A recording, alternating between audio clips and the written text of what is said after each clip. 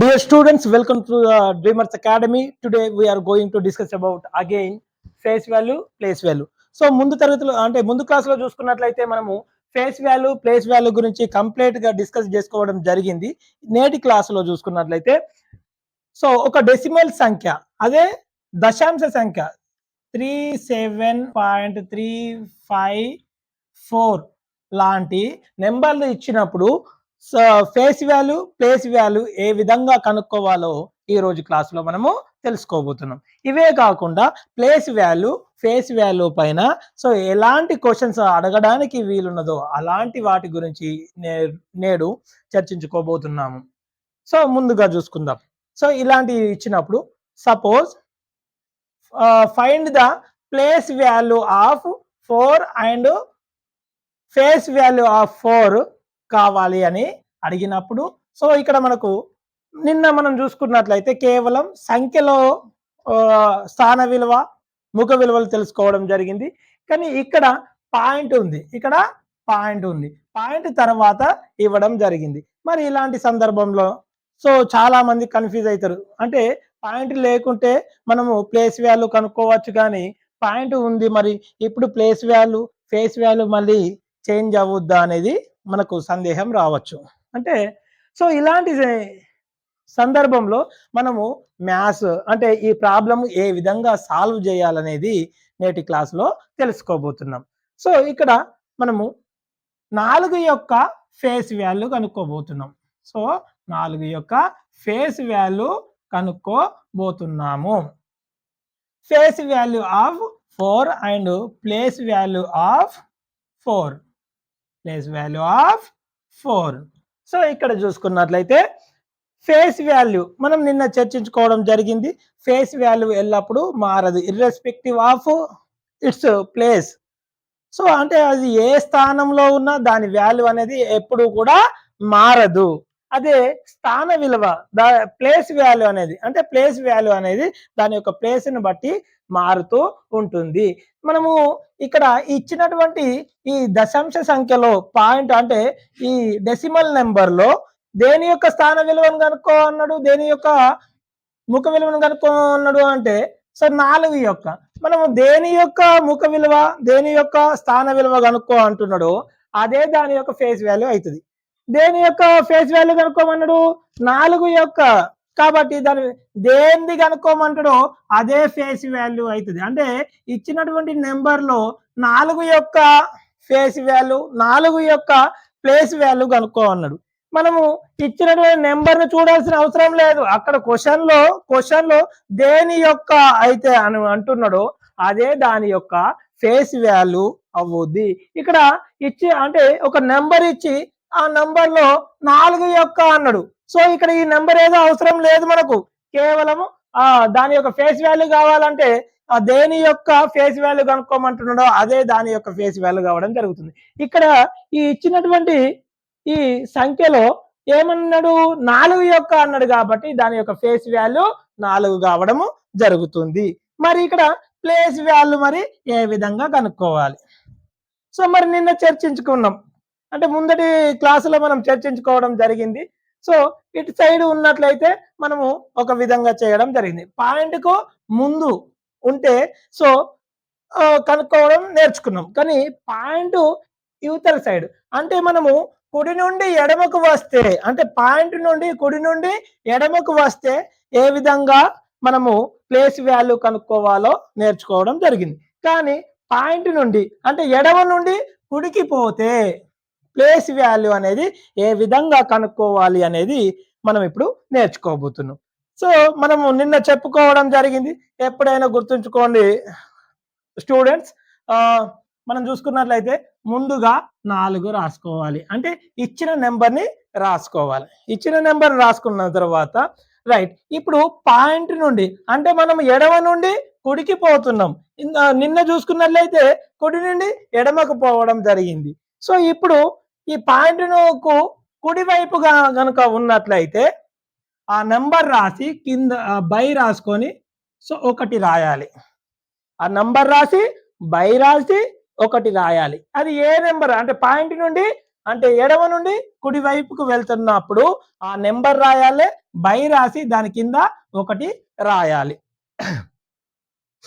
ఇప్పుడు చూసుకున్నట్లయితే ఈ పాయింట్ నుండి ఇది ఎన్నోదో చూసుకోవాలి. ఎన్నో స్థానంలో 1, 2, 3వ స్థానంలో ఉన్నది.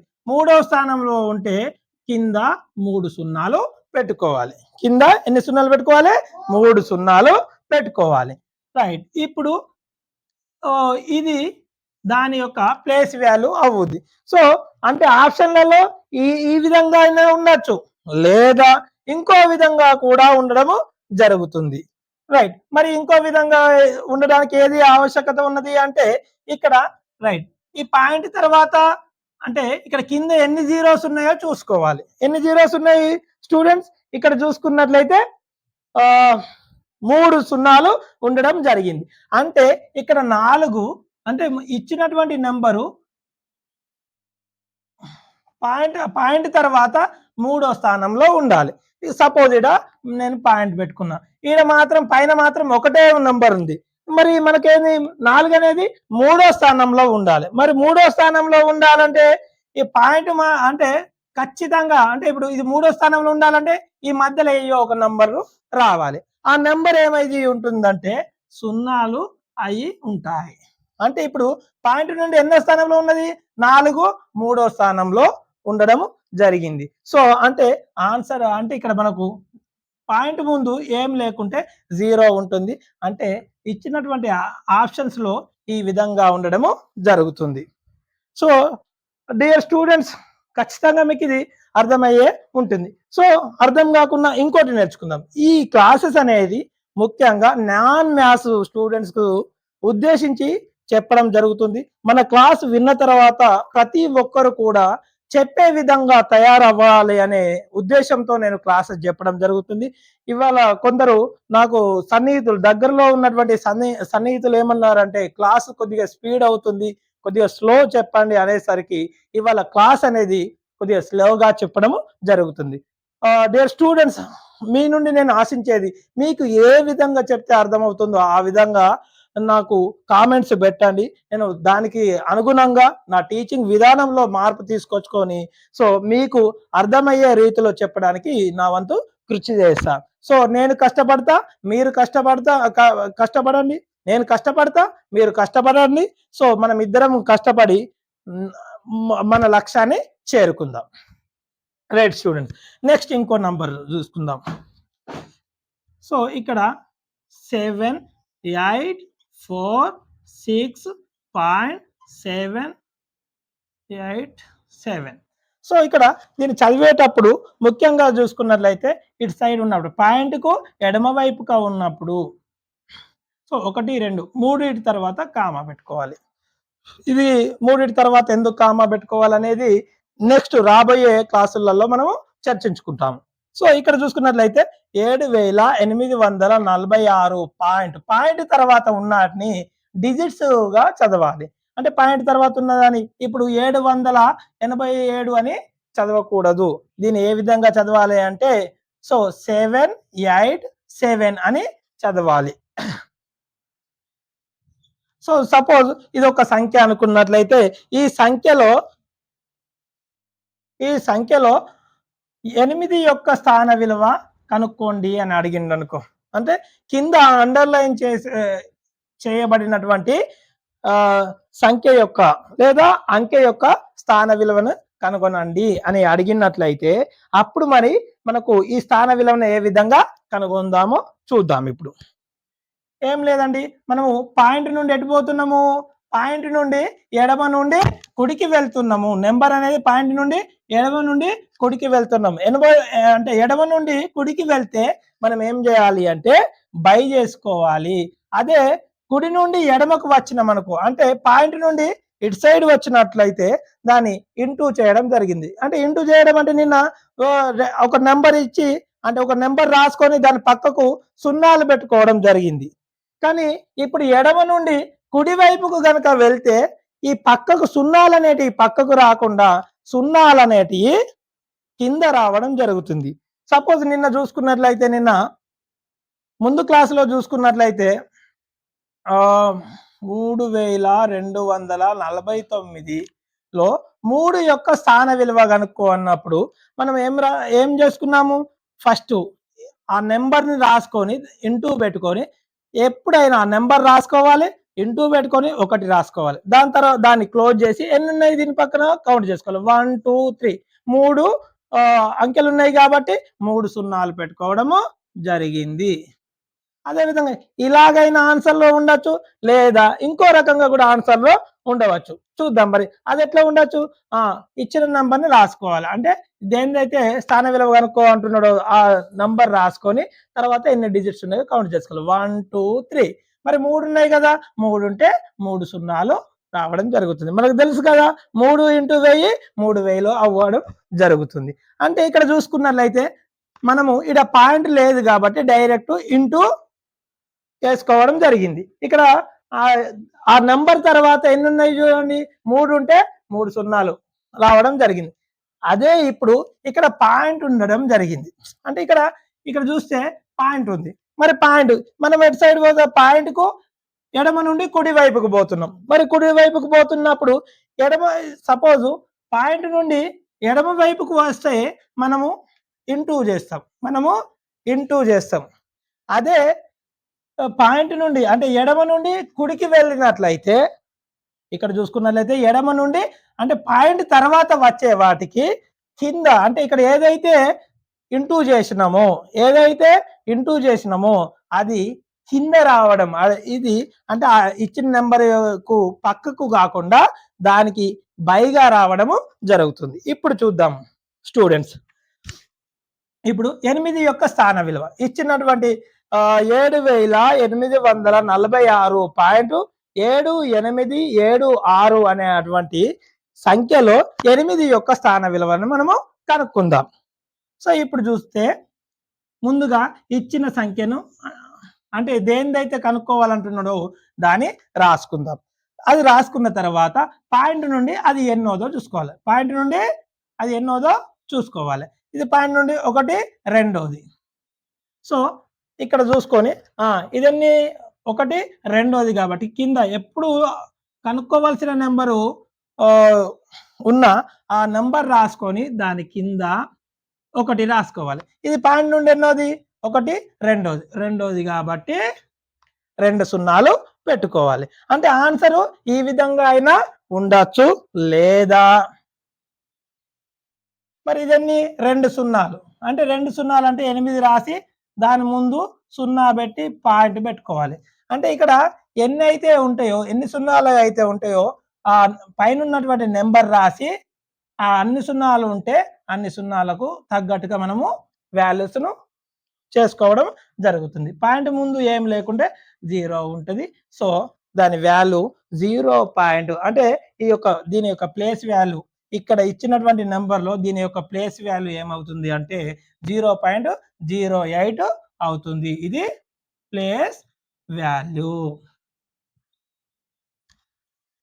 సో ఓకే చిల్డ్రన్స్, ఇప్పుడు చూసుకున్నట్లయితే మనము ఫేస్ వాల్యూ ప్లేస్ వాల్యూ గురించి డెసిమల్ సంఖ్యలో నా ప్లేస్ వాల్యూ ఫేస్ వాల్యూ గురించి తెలుసుకోవడం జరిగింది.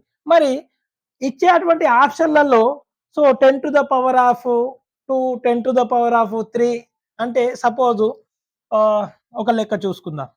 ఒక ప్రాబ్లం చూసుకుంటే మనకు అర్థమైపోతుంది. సో 33.4768 అనే సంఖ్యలో 7 యొక్క find the place value of 7 అన్నాడు అనుకో. సో ప్లేస్ వాల్యూ ఆఫ్ 7 అన్నాడు అనుకో. సో అంటే ఆప్షన్లు ఎన్ని రకాలుగా ఉండడానికి అవకాశము ఉంటుందో ఇప్పుడు మనం చూద్దాం. మనకు తెలుసు కదా ప్లేస్ వాల్యూ అన్నప్పుడు ఆ నెంబర్ని రాసుకోవాలి. పాయింట్కి అది ఎటు ఎడమ వైపు ఉందా కుడి వైపు ఉందా చూసుకోవాలి. మరి ఎటున్నది పాయింట్కు కుడి వైపు ఉంది. కుడి వైపు ఉంటే ఏంది అంటే జీరోస్, ఆ జీరోస్ అనేది కింద రావడం జరుగుతుంది.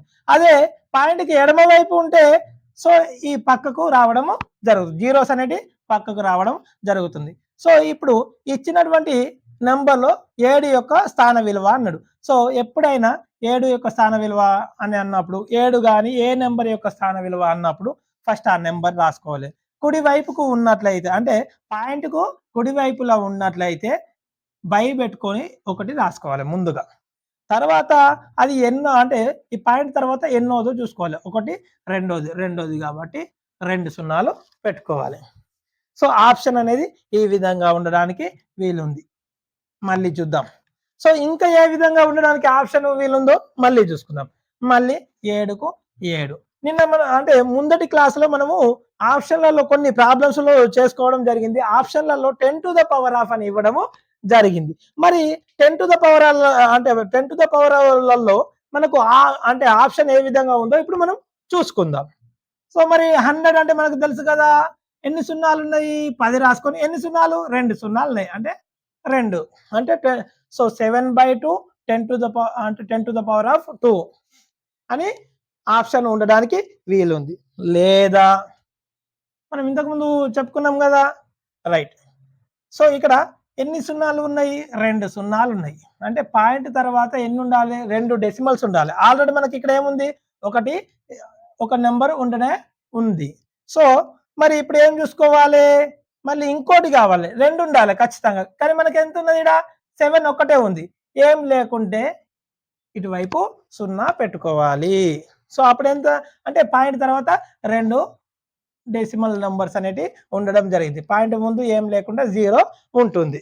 సో, అంటే ఆప్షను ఇదైనా ఉండొచ్చు, ఇదైనా ఉండొచ్చు, లేదా ఇదైనా ఉండొచ్చు. అంటే ఆన్సరు 3 రకాలుగా ఉండడానికి అవకాశం ఉంది. సో, మరి ఇదే విధంగా ఇప్పుడు ఇంతటితో ఈ ఫేస్ వాల్యూ, ప్లేస్ వాల్యూ పైన మనకు సో, అంటే ఫుల్ ఇన్ఫర్మేషన్ అనేది రావడం జరిగింది. ఇప్పుడు సో, ప్లేస్ వాల్యూ పైన so, face value, place value పైన క్వశ్చన్స్ ఏ విధంగా వస్తాయో ఇప్పుడు మనము చర్చించుకుందాం. ఒక నంబర్ ఇచ్చి ఫేస్ వాల్యూ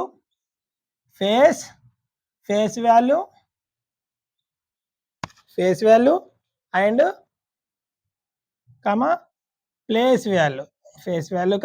ప్లేస్ వాల్యూకు మధ్య ఏమి? సో, సమ్ము అంటే సో, ప్లస్ అడగడానికి వీలుంటది. అంటే ఇచ్చినటువంటి ఒక సంఖ్య ఇచ్చి దానిలో ఫేస్ వాల్యూ, ప్లేస్ వాల్యూను కూడండి, యాడ్ చేయండి, లేదా find the sum of place value of given number అని అడగవచ్చు. లేదా ఇంకో ఆప్షన్స్ చూద్దాం. అంటే ఇంకా ఏ విధంగా అడగచ్చు? Face value, place వాల్యూకు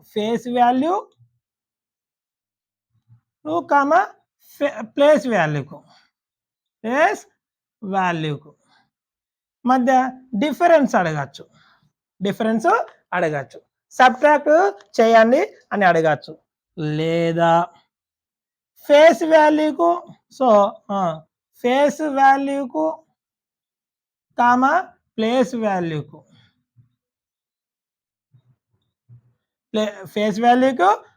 వాల్యూకు so, multiplication కూడా అడగచ్చు. అంటే గుణకారం. ఎలా అడగచ్చు? Find the product of face value of 7 in the given number అని అడగచ్చు. ఆ విధంగా అడిగినప్పుడు సో, ప్రోడక్ట్ అంటే మనకు తెలుసు కదా, ఏమి? ఇంటూ చేయాలి. మళ్ళీ ఇంకా ఛాన్సెస్ ఏమైనా ఉన్నాయా అంటే ఉన్నాయి, ఖచ్చితంగా ఉన్నాయి. సో, మళ్ళీ ఏం అడగచ్చు? Face value place value.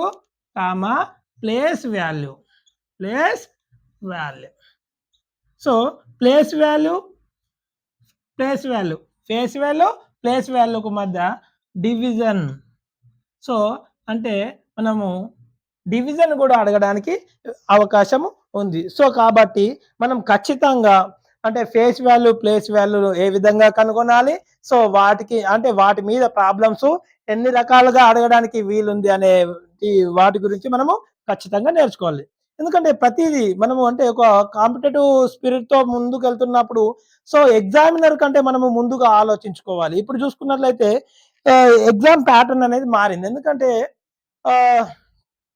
కొన్ని సంవత్సరాలుగా మాక్సిమం 2015 నుండి సో, అండర్‌స్టాండింగ్ అండ్ అప్లికేషన్ పైన క్వశ్చన్ ప్యాటర్న్ అనేది రాబోతున్నది. అంటే ఎప్పటికీగా బట్టి సిస్టానికి స్వస్తి పలుకుతూ సో, ఎంత అర్థమవుతున్నది, ఎంత నిత్య జీవితంలో వినియోగిస్తున్నాడు అనే దానిపైన సో, క్వశ్చన్ ప్యాటర్న్ అనేది వస్తున్నది కాబట్టి ఎగ్జామినరు సో ఏ విధంగా క్వశ్చన్ అడగడానికి వీలుంది అనే దానిని మనం ఖచ్చితంగా తెలుసుకొని సో ఆ విధంగా ప్రిపేర్ అయినప్పుడు మాత్రమే మనము ఏ జాబునైనా ఏ కాంపిటేటివ్ ఎగ్జామ్లో అయినా మనము సో సాధించడానికి వీలు ఉంటుంది. కాబట్టి సో మనం చదివే విధంగా కాకుండా ఎగ్జామినరు ఎగ్జాము ప్యాటర్న్ లో ఏ విధంగా క్వశ్చన్స్ అడగడానికి వీలుంది అని తెలుసుకొని ఆ విధంగా మనము ప్రిపేర్ అయినప్పుడు మాత్రమే మనము సో ఈ అంటే ఏ దాంట్లో అయినా జాబ్ కొట్టడానికి వీలు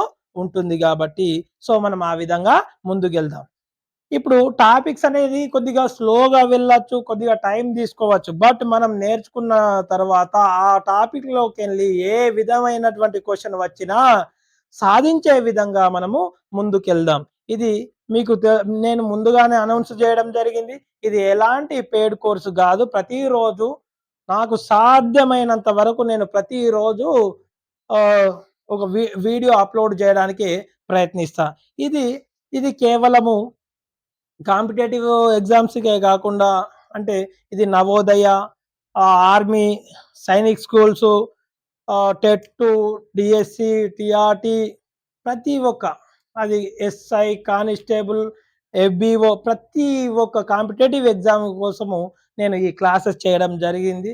సో ఇక్కడ సబ్స్క్రైబర్స్ పెరిగినా పెరగకపోయినా ఖచ్చితంగా ఎవ్రీడే నేను సో వీడియో చేయడము జరుగుతుంది. Sorry right. సో ఇప్పుడు మనము కొన్ని ప్రశ్నలను ఒక 3 క్వశ్చన్స్ను ఇక్కడ మనము సాల్వ్ చేసి సో క్వశ్చన్స్ అనేది ఏ విధంగా రావచ్చు అనే వాటి గురించి మనము అవగాహన చేసుకుందాం. ఓకే డియర్ స్టూడెంట్స్, ఇప్పుడు మనం కొన్ని ప్రాబ్లమ్స్ చూద్దాం. So find the sum of face values of 9 and 6 in 907,364 అనేటువంటి నెంబర్లో. సో మనం ఇక్కడ చూసుకున్నట్లయితే 3 పెట్టుకోవాలి, 3 తర్వాత కామ పెట్టుకోవాలి, ఇక్కడ 2 తర్వాత కామ పెట్టుకోవాలి. సో ఇక్కడ చూస్తే వందలు, వేలు, సో లక్షలు, 9,07,360 అనేటువంటి నెంబర్లో మనం ఏం కనుక్కోవాలి? 9 మరియు 6 యొక్క 9 మరియు 6 యొక్క ముఖ విలువల మొత్తాన్ని కనుగొనాలి. సో మరి ముఖ విలువలు అంటే మనకు తెలుసు కదా, దేని యొక్క అన్నాడు? 7, 9 యొక్క అన్నాడు. 9 యొక్క ముఖ విలువ మనకు ఆల్రెడీ తెలుసు. దేనిది కనుక్కోవాలన్నాడు, నెంబర్ చూడాల్సిన అవసరం కూడా లేదు. దేని యొక్క ముఖ విలువ అన్నాడు? 9 యొక్క అంటే 9 వస్తుంది. 6 యొక్క ముఖ విలువ అంటే 6 వస్తుంది. 6 యొక్క ముఖ విలువ 6 వస్తుంది. వాటిని ఏం కనుక్కోమన్నాడు? మొత్తం కనుక్కోమన్నాడు. మొత్తము అంటే ఏం చేయాలి? కూడాలి. 9కి 6 కలిపితే ఎంత? 15. అంటే ఇచ్చినటువంటి ఆప్షన్లలో 15 ఏడున్నదో చూసుకోవాలి.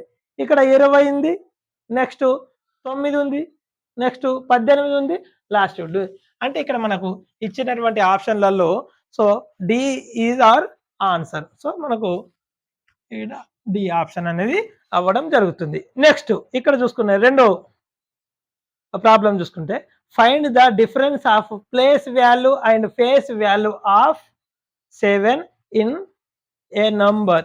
అది మళ్ళీ 3 తర్వాత కామ మళ్ళా 2 తర్వాత. వందలు, వేలు, లక్షలు.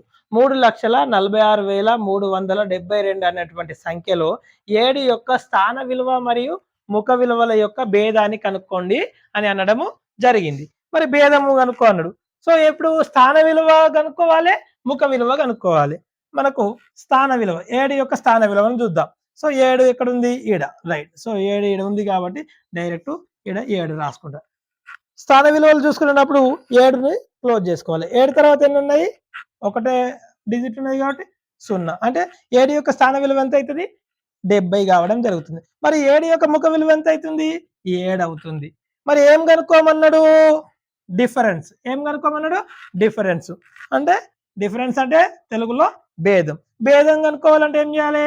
తీసివేయాలి. సో 70లోకి వెళ్ళి 7 ఒక నంబర్ ముంగట ఏ గుర్తు లేకుంటే ప్లస్ ఉంటుంది. ఒక ప్లస్ ఒక మైనస్ ఉన్నప్పుడు పెద్ద దానికి వెళ్ళి చిన్నదాన్ని తీసేయడం జరుగుతుంది. మరి 70లోకి వెళ్ళి 7 తీసేస్తే ఎంత వస్తుంది? ఆన్సరు 63 రావడం జరుగుతుంది. ఎప్పుడు తీసేసినా పెద్ద నంబర్ యొక్క గుర్తునే ఆన్సర్ రాయడము జరుగుతుంది. పెద్ద నెంబర్ 70 యొక్క గుర్తు ప్లస్ కాబట్టి +63 is our answer.